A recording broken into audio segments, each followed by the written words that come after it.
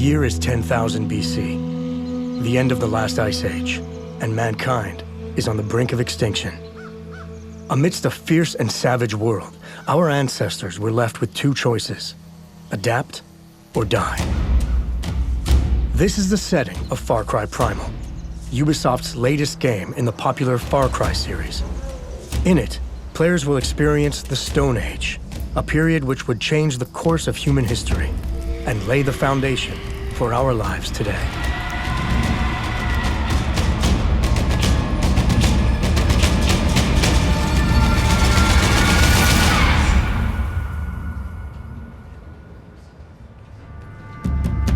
We wanted to build a pure Far Cry, the original Far Cry.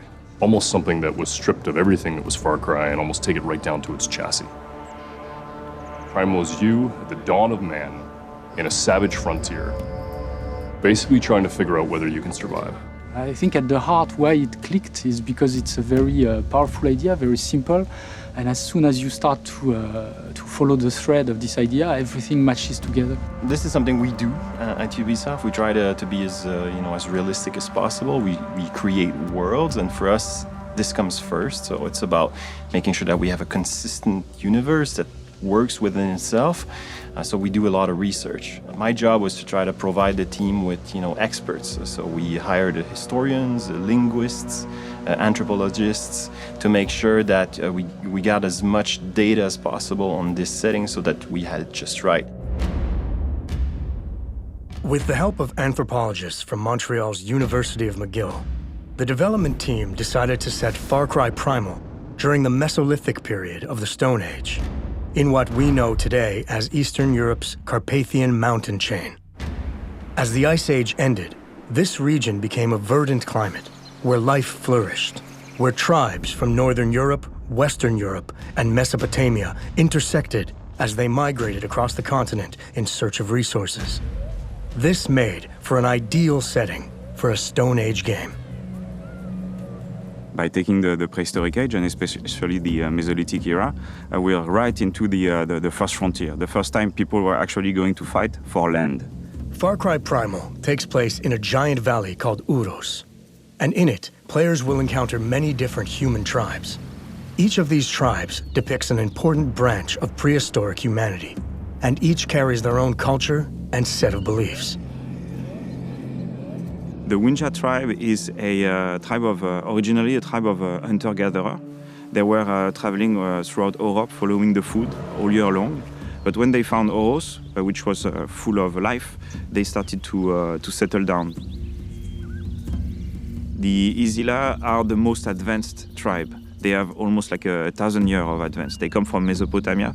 They already master irrigation and agriculture, and they are so advanced that they consider themselves above the other tribes.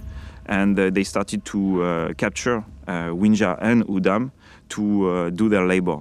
So in a sense, they're the first slavers.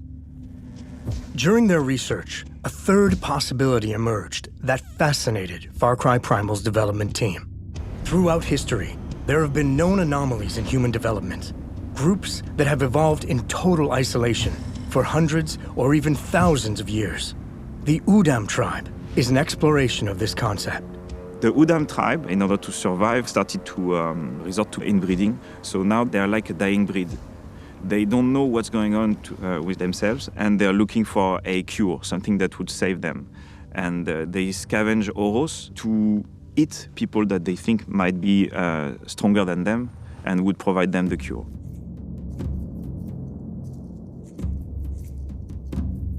Far Cry games are about exotic location, places with weird characters, but also about authenticity.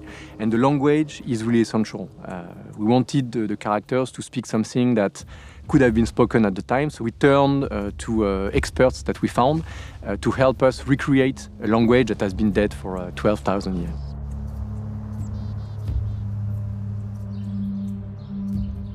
So Proto-Indo-European was a language that was spoken thousands of years ago. It's the source of many languages that are spoken today, languages like English and Spanish and Russian, but also the source of ancient languages like Latin, Greek, and Sanskrit.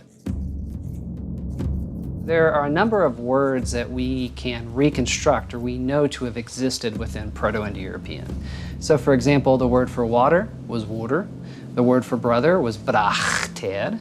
Now we figure this out by looking at what the languages that were actually written down, the languages that are spoken today, what do they say? So if you look at the word for brother, in English we say brother. In Latin they said frater. In Greek there's a word that means a member of a secret society called prater. And in Sanskrit they have bratard. And you can take all of these things back to something like brachted.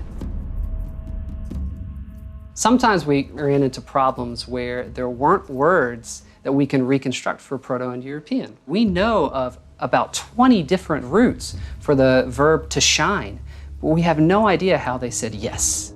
To figure this out, we had to think, well, how would you make up a yes, right? So what we thought was to have some sort of expression like, it is correct. In Proto-Indo-European, that would be something like, Richtom hesti. Each of the 3 tribes in Far Cry Primal speak their own adapted form of the Proto-Indo-European language, which reflects their beliefs, societal structure, and level of awareness of the world around them. For Wenja, we wanted a language that Proto-Indo-European could have come from. So we looked at certain very ancient features of Proto-Indo-European, and we assumed them to be the baseline for not only the Wenja tribe, but also the Udam. Guasham ha guarpati pachars to guama parshai. Aisha ul udami pan. The creative team views the Azila as a more advanced tribe, so we thought it would be a good idea to give them a more advanced stage of the language. Hisilachwe por he hiotst. Dod we hesti subnieti. Well, we know that there were certain sounds within Proto-Indo-European that are very difficult for English and French speakers to pronounce.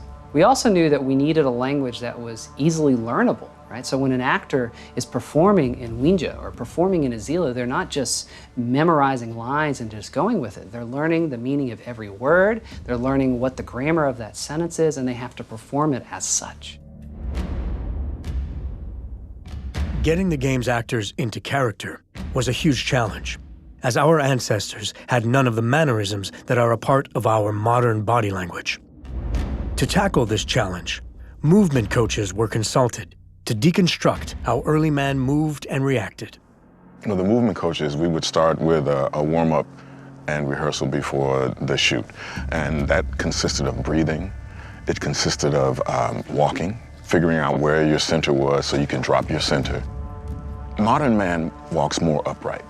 So we had to learn how to drop our center of gravity. We had to learn how to not do things that we normally do, like point at people and, just gestures you don't even think about. I convinced Footy, the director, I was like, please, please, please, can I do an immersion language class with the actors? Because I wanted them to really feel like they were speaking this, that they were living this experience. The first day, I came in and the actors didn't really know what they were gonna do. They thought we were gonna do some grammar or something like that.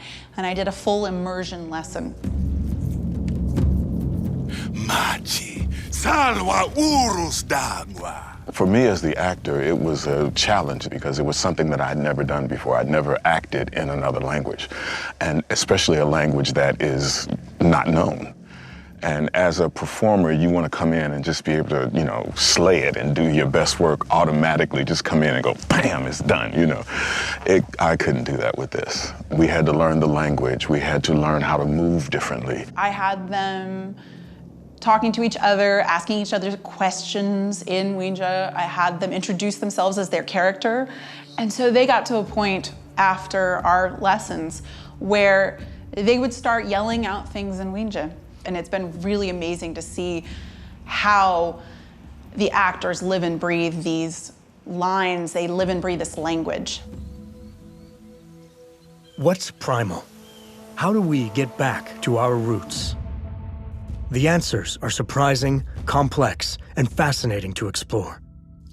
It has taken the combined work of directors, animators, programmers, and actors to step into the mindset of Stone Age humans, to think like them, and gather insights that will ultimately bring this ancient world to life.